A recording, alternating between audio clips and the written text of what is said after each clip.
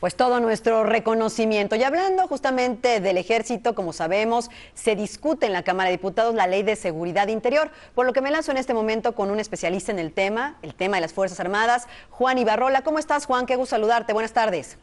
Igualmente, Gabriela, me da mucho gusto saludarte a ti y a todo tu auditorio. En este marco justamente del 104 aniversario de la Marcha de la Lealtad, hubo algunos pronunciamientos por parte del general Salvador Cienfuegos, de otros miembros del ejército mexicano, en el que dicen que no quieren un cheque en blanco con una ley de seguridad interior, sino que quieren una ley que regule sus acciones. ¿Qué opinas, Juan? Fíjate que yo creo que es muy importante y sobre todo es real lo que Salvador Cienfuegos expresa. ¿Y por qué es real? Llegó el momento ya en México que se acote la participación de las Fuerzas Armadas. Fíjate qué palabra estoy utilizando, acotar su participación, porque la realidad es de que alcaldes, gobernadores no están cumpliendo con su responsabilidad de brindar la seguridad pública a sus gobernados. ¿Por qué? Porque lo han dejado todo en manos de las Fuerzas Armadas, del Ejército, de la Marina, de la Fuerza Aérea, y convirtiéndolas, que yo creo que esta es la parte grave, convirtiéndolas en el único recurso que se tiene. Lo explico de otra forma: todos los ejércitos del mundo son el último recurso que debe de tener un Estado, no el único, porque a partir de ese momento hay riesgos y hay debilidades graves. Las Fuerzas Armadas, soldados marinos y pilotos, han recuperado espacios que tiene la delincuencia, los regresan a la autoridad civil, y a la vuelta de la esquina vuelven a perder los civiles esos espacios. Entonces estamos cayendo en un círculo vicioso donde además caemos también en la mala práctica de comenzar a criminalizar a nuestras Fuerzas Armadas, claro, pero también de victimizar a los criminales en México.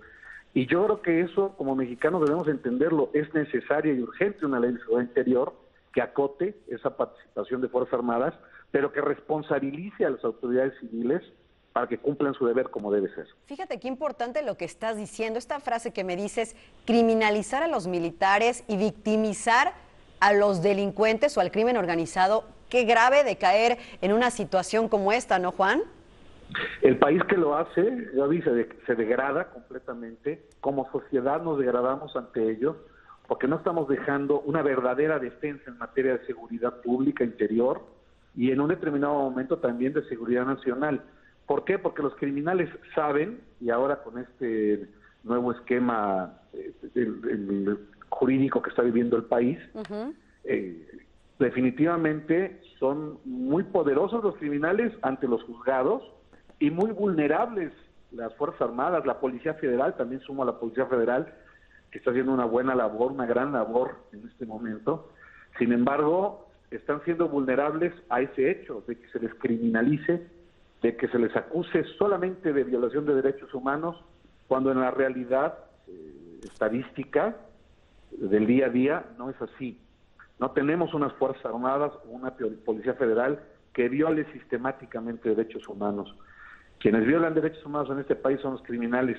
Quienes permiten también esta práctica son autoridades, lo digo a título personal, que son irresponsables y que son indolentes ante un problema como el que tenemos. Y creo que lo que estás diciendo a manera de conclusión es importante porque este tema de haber sacado hace 10 años al ejército a las calles y de repente haber perdido el control de las instancias que realmente tendrían que estar resguardando la seguridad de los mexicanos, ahora el tema es cómo los regresan, cómo se desvincula este tema de la violación a los derechos humanos por parte del ejército que está en el ojo del huracán.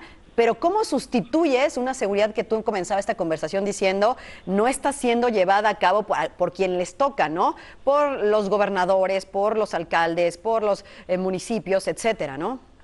No hay responsabilidad, al contrario, se deja en manos de las Fuerzas Armadas una labor que corresponde exclusivamente a las policías estatales, municipales, que son las que deben de brindar esa seguridad preventiva y en su momento correctiva. Pero no lo tenemos. Que lo hagan los soldados, que lo hagan los marinos, claro. Al fin son ellos los que solucionan. Bueno, Juan, te agradezco mucho este comentario. ¿Qué te parece si vamos analizando esta ley de seguridad interior? Tú eres experto en el tema de las Fuerzas Armadas, conoces muy bien las implicaciones, la estructura, su ejercicio, así que te invito a que esta conversación siga en adelante. Con muchísimo gusto para ti y para tu auditorio. Muchas gracias. Juan Ibarrola es experto en estos temas, es un especialista pues en las Fuerzas Armadas y ahí está el comentario para ustedes en Titulares de la Tarde.